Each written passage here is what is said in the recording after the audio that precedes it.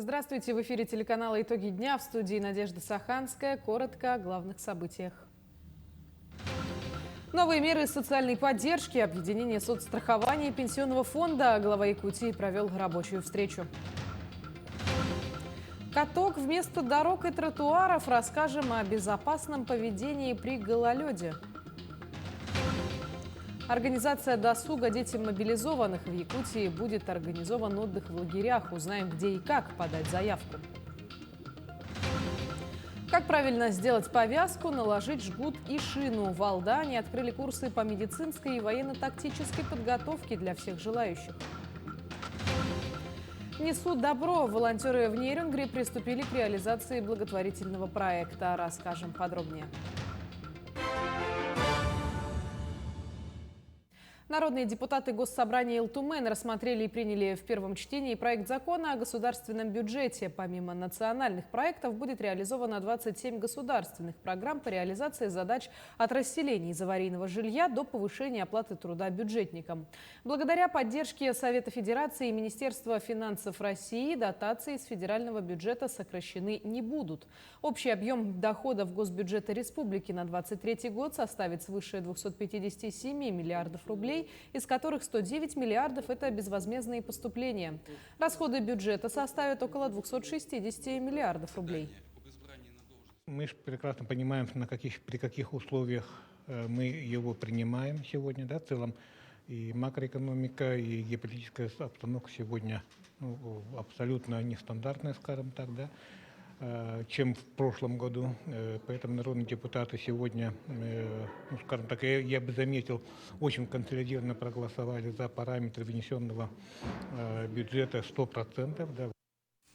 Глава республики Айсен Николаев провел рабочую встречу с руководителем пенсионного фонда Георгием Степановым. В ходе встречи руководитель пенсионного фонда проинформировал главу региона о предварительных итогах работы, предстоящих изменениях социальной поддержки, планах и пенсиях жителей республики. Обсудили и предстоящее объединение социального страхования и пенсионного фонда. Также особое внимание уделили новым мерам социальной поддержки, которые вступят в силу с января следующего года.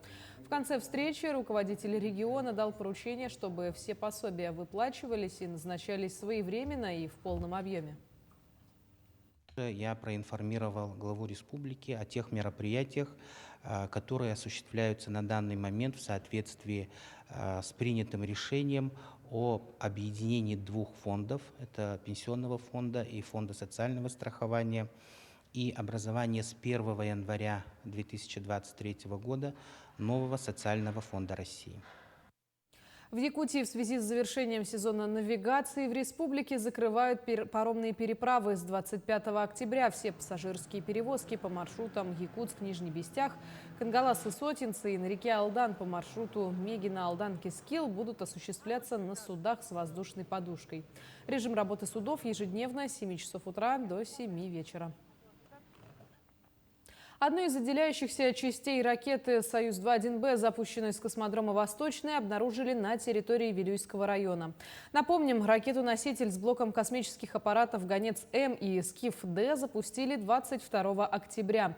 Проект перспективной российской спутниковой группировки подразумевает запуск на орбиту более 160 аппаратов.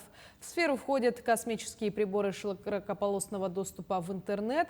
Они позволят с 2025 года преодолеть цифровое неравенство регионов России в части доступа в интернет. Отмечу, что поисковые работы на территории республики продолжаются. Тем временем в Якутии установилась аномальная погода. Октябрь в этом году выдался очень теплым. Из-за нестабильных температур дороги и тротуары превратились в каток, в результате чего возросло количество дорожно-транспортных происшествий. О безопасном поведении при гололеде и когда ждать наступления холодов знает Светлана Амосова. Мокрый снег, отрицательные температуры, гололед. Как следствие увеличения количества аварий на дорогах.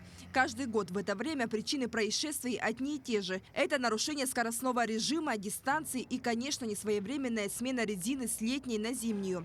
За 15 дней октября только в Якутске и в ее пригородах зарегистрировано около 200 автослучаев.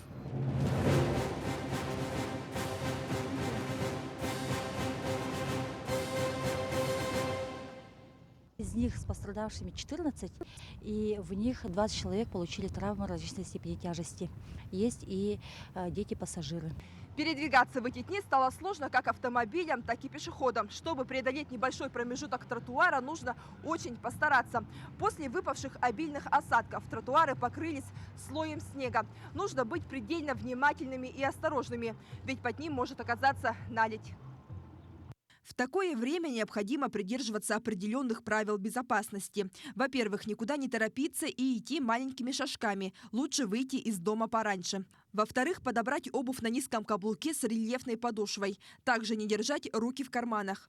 При нарушении равновесия следует постараться присесть. Этот прием увеличит шансы удержаться на ногах.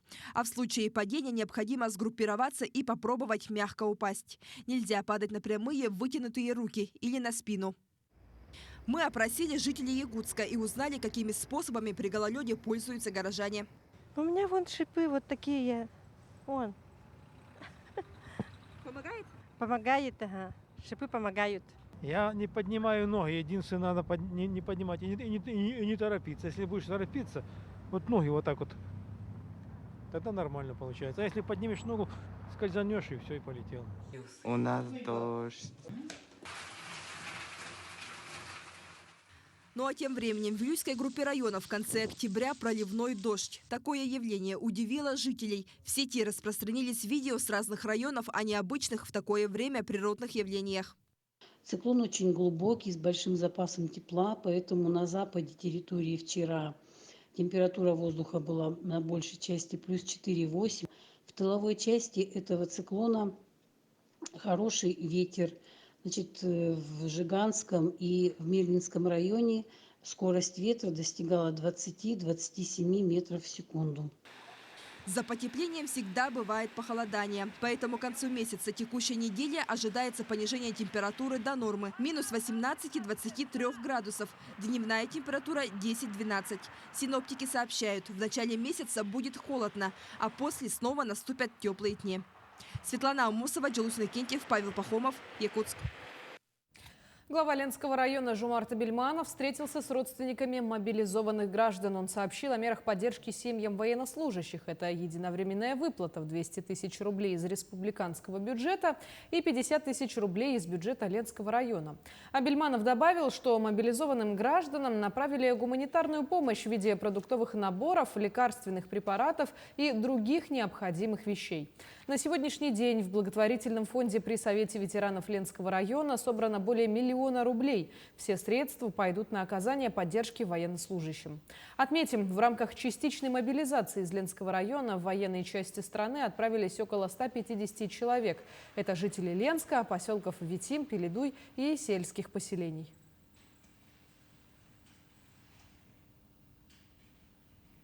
Ну а глава Нерюнгринского района Роман Щегельняк в очередной раз провел встречу с семьями мобилизованных нерюнгринцев. От жителей района продолжают поступать вопросы по единовременной выплате. Для оперативности в решении этого вопроса правительством республики в военные части направлены специалисты регионального Минтруда, которые обеспечат передачу данных по военнослужащим. В ближайшее время процесс выплат пойдет более быстрыми темпами. По-прежнему остаются вопросы к банкам. Некоторые кредитные организации крайне медленно решают даже такие элементарные вопросы, как пересылка доверенностей. Представители предприятий района также проконсультировали всех, у кого были вопросы по мерам поддержки со стороны компаний. В целом, работа с семьями мобилизованных продолжается и в большинстве случаев носит адресный характер. Сейчас нами отрабатывается вопрос по бесплатному проезду. На территории поселения мы направили запросы, ведется работа с поселением, чтобы они могли предоставить бесплатный проезд семьям мобилизованных на территории поселений. Также разработаны меры по досуговой части, чтобы семьи могли с детьми посетить наши объекты. Так они могут прийти бесплатно посетить объекты стадион «Горняк». Коллектив и профсоюзная организация Республиканской специализированной спортивной школы по зимним видам спорта вносит изменения в коллективный договор своего предприятия. На данный момент ни один сотрудник школы не попал под частичную мобилизацию, но в школе решили подготовиться к возможной мобилизации сотрудников заранее. В дополнение к государственным гарантиям специализированная спортивная школа предусмотрела в договоре и гарантии от учреждения. Документ подразумевает единовременные выплаты от организации мобилизованным и их семьям. Также школа берет на себя обязательство обеспечить своих сотрудников всем необходимым из установленного списка. Это будет также единовременная помощь после возвращения мобилизованного. Также мы предусматриваем дополнительные дни оплачиваемого отпуска к основному отпуску. И также, будет материальная помощь при необходимости реабилитационного лечения мобилизованного работника. Ну а для детей, мобилизованных и добровольцев, проходящих службу в местах проведения специальной военной операции, в нашей республике будет организован отдых в лагерях. О том, где и как подать заявку, а также о программе досуга узнавала Марферина Алексеева. Предоставление бесплатной путевки для детей военнослужащих будет организовано по 4 сезонам – в осенние, зимние, весенние и летние каникулы. В предстоящие 3 сезона оздоровительные и развлекательные программы длительностью в 14 дней подготовили 2 центра.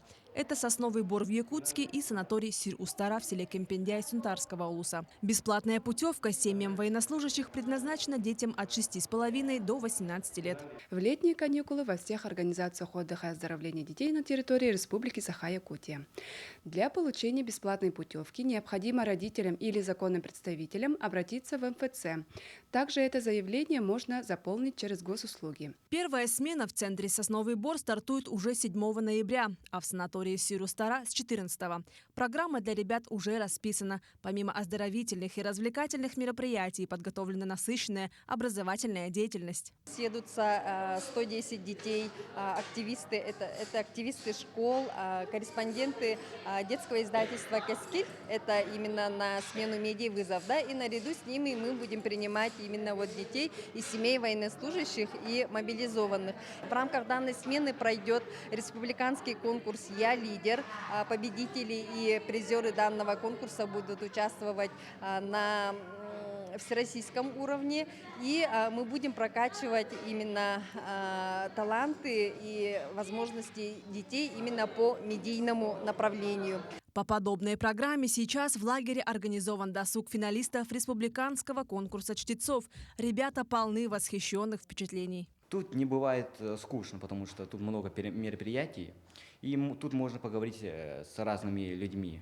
Очень много встреч, с интересными людьми, например, с режиссерами, например, можно сказать, краеведами. Еще тут бывают выезды именно в музеи. У меня останутся в воспоминаниях наши эти отрядные песенки, потому что они были душевными. Стоит отметить, что воспользоваться бесплатной путевкой семьи военнослужащих могут 1 раз в год, выбирая на свое усмотрение оптимальный каникулярный сезон. В случае возникновения вопросов об организации досуга либо подаче заявления на путевку можно обратиться на горячую линию по телефону 122. Марферина Алексеева, Павел Пахомов, Якутск. Тем временем в Покровске проводили тренера по тэквондо, призванного в рамках частичной мобилизации, попрощаться с наставником, пожелать ему удачи и провести последнюю перед отъездом тренировку пришли как нынешние, так и бывшие его ученики. Подробности в сюжете Виолетты Засимовой. Это не была типичная будничная тренировка по тэквондо, а тренер Иван Самсонов был облачен не в спортивное кимоно, а в армейскую форму с нашивкой военно-морского флота России. Собрав воспитанников вокруг себя, он объявил о своем решении отправиться в зону специальной военной операции. Мы же все патриоты, да? Мы же любим свою страну, поэтому мы же защитники своей страны. Мы должны защищать нашу родину, нашу землю. Вот поэтому я решил туда поехать. Герой сюжета окончил Чурапчинский госинститут физической культуры и спорта, прошел службу на Тихоокеанском флоте, а с 2018 года работает в Центре единоборств «Хатой», обучает детей корейскому боевому искусству. Иван Александрович мой первый тренер. Он добрый человек, хороший тренер. Мы его очень любим. Повестку молодой тренер получил на прошлой неделе и твердо решил – еду. Я же воспитываю детей-патриотов. какой я патриот, какой я тренер после этого. Если я буду откосить, да, какой я пример детям. Поэтому я решил поехать. С любимым тренером пришел также повидаться его бывший воспитанник, титулованный хангаласский тэквондист Максим Припузов, который сейчас является студентом училища Олимпийского резерва города Краснознаменск Московской области. Вообще, он принял очень сложное решение, на самом деле. Я надеюсь, он все взвесил, и могу пожелать ему только удачи, чтобы он вернулся. Будем этого очень сильно ждать. Сегодня утром Иван Самсонов вместе с еще 5 мобилизованными с Улуса отправился в воинскую учебную часть. Руководством района, города и военкомата были сказаны напутственные слова. Также каждому мобилизованному передали наборы гуманитарной помощи, собранные силами хангаласцев.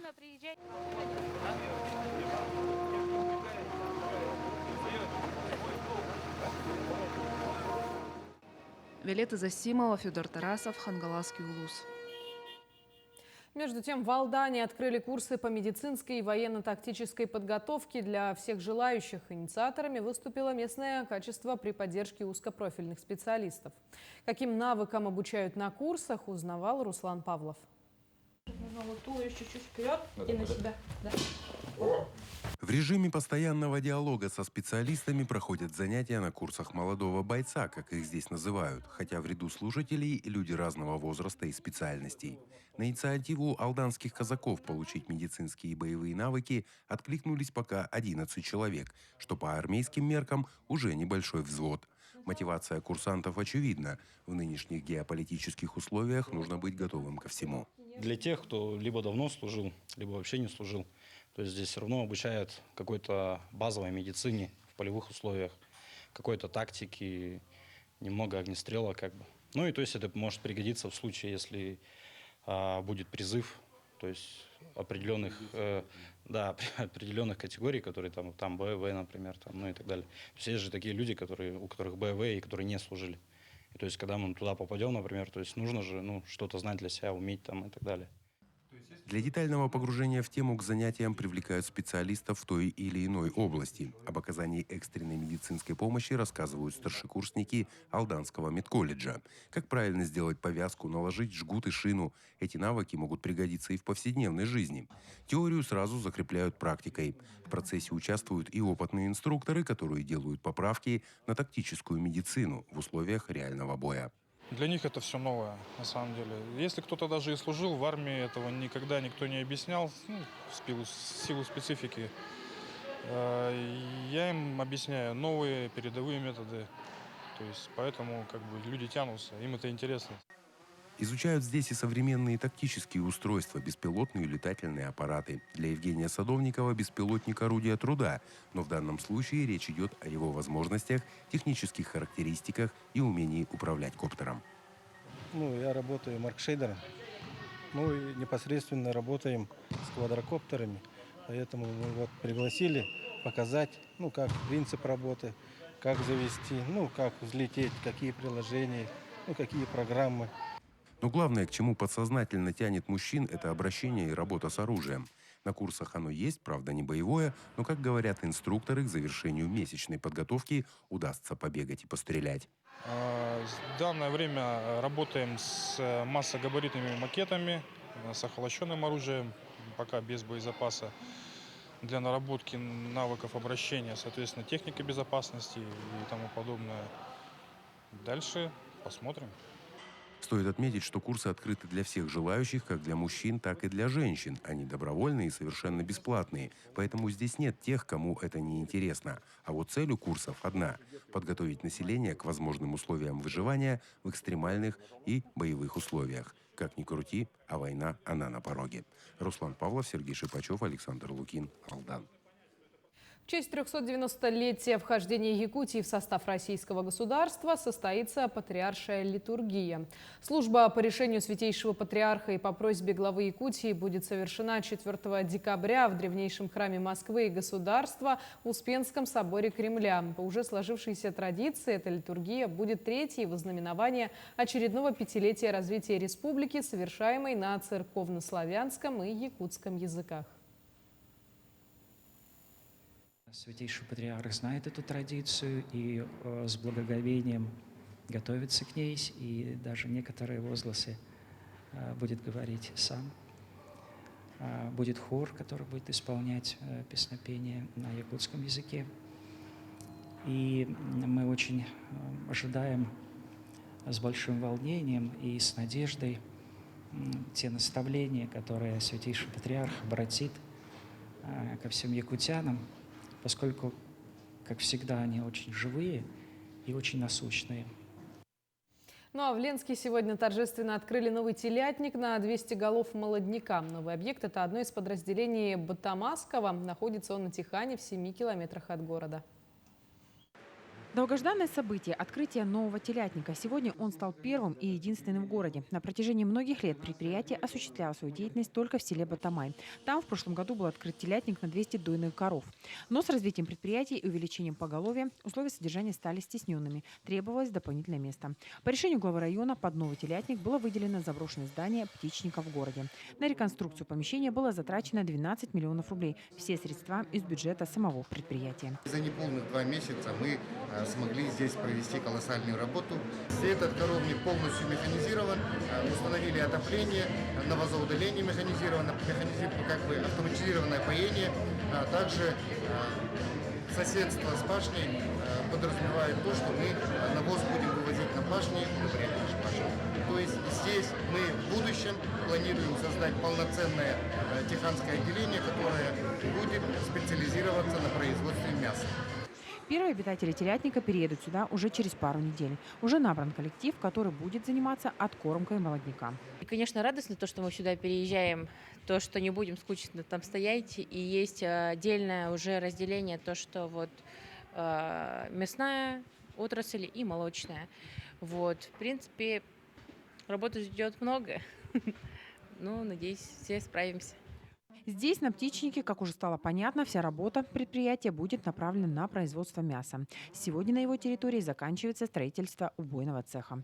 За несколько лет предприятие Батамайское в разы увеличило надой молока. Теперь в год он составляет 1 миллион тонн. Ежедневно 264 дойные коровы дают 2 тонны 200 литров молока. На этом, конечно, останавливаться никто не планирует. В следующем году, как нам рассказал глава района, будет открыт еще один телятник в городе на 250 голов. Ленский район можно считать десятки лучших районов по показателям. И на сегодняшний день концепция Западной Якутии она утверждена, и мы считаем, что флагманом данной работы Ленский район однозначно в только день. Сегодня предприятие оставляет на прежнем уровне и цены на свою продукцию. Она в разы дешевле привозной. Несмотря на это, Батамайская расширяет объем производства и увеличивает список наименований выпускаемой продукции. Светлана Болева, Александр Ильчук, Ленск. Стартовал региональный этап всероссийского конкурса. Всего участие в проекте приняли 68 студентов 28 образовательных организаций. Однако побороться за звание лучшего студента смогут только 8 из них. Так, конкурсанты продемонстрировали свои таланты в 8 номинациях: председатель, студент, патриотическое и добровольческое объединение года и другие. Кроме того, в этом году на региональном этапе было введено 2 новых трека – «Медик» и «Педагог». Сам же всероссийский этап конкурса пройдет с 12 по 17 декабря в Москве. Мы активно участвуем во всероссийских этапах, и наши студенты очень хорошие результаты показывают. Из них у нас есть 1 гран-при, 2 лауреата 1-й степени, есть и коллективные тоже дипломанты. Вот, поэтому могу сказать, что на всероссийском этапе наши студенты, они очень талантливые, они очень умные, креативные. Ну а волонтеры в Нейрингре приступили к реализации проекта «Несу добро». Первая акция, организованная в рамках проекта, это пошив сумок. Цель акции – создать мобильные креативные мастерские по изготовлению сумок из экологичных материалов. Тему продолжит Ирина Лазаренко. Шопер – современный молодежный аксессуар, который, в отличие от сумок из более тяжелых материалов, под силу изготовить практически каждому своими руками. В рамках уроков технологии пошить сумку с помощью учителей могут учащиеся школ. Сами учителя тоже не хотят оставаться в стороне и во внеурочное время присоединяются к акции. Мы вместе с ребятами активно принимаем участие в различных мероприятиях волонтерских и откликнулись на этот проект с большим энтузиазмом. И что вы сегодня и наблюдали, когда наши ребята с разными педагогами шили сумки для того, чтобы в дальнейшем использовать их по назначению проекта. Тематика рисунка на шопере – это столетие Якутской АССР, год якутского наследия в России, мотивационные надписи. С октября добавилось еще одно направление – патриотическое. Такие сумки будут передаваться в семьи мобилизованных как напоминание, что за спинами бойцов надежный тыл. На шопере я решила изобразить сердце, в котором будет хэштег «Мы верим в вас». Это будет послание для людей, которые стоят на защите нашей Родины от нас, то, что мы верим в них и думаем о них. Благодаря победе в конкурсе грантов главы Республики Саха-Якутия проект получил свое продолжение. В дальнейшем участники смогут пройти обучение по программе «Волонтеры культуры» и приобрести навыки работы с настольным полиграфическим оборудованием для изготовления сувенирной продукции и аксессуаров. В рамках того, что мы приобрели за счет средств гранта, мы закупили специально оборудование, на котором мы будем волонтеров культуры обучать навыкам изготовления мерчей, то есть там будут изготавливаться кружки, будут изготавливаться футболки в качестве подарка за участие вот в этом проекте. То есть дети будут учиться делать это сами. Завершится проект большим фестивалем творчества, где будут представлены лучшие авторские работы. К числу активистов движения «Волонтеры культуры» уже присоединились более 100 человек. Вступить в ряды добровольцев проекта «Несу добро» может любой неравнодушный житель Нерюнгринского района вне зависимости от возраста и социального статуса. Ирина Лазаренко, Вадим Барашков, Нерюнгри. К этому часу это вся информация. До встречи в эфире.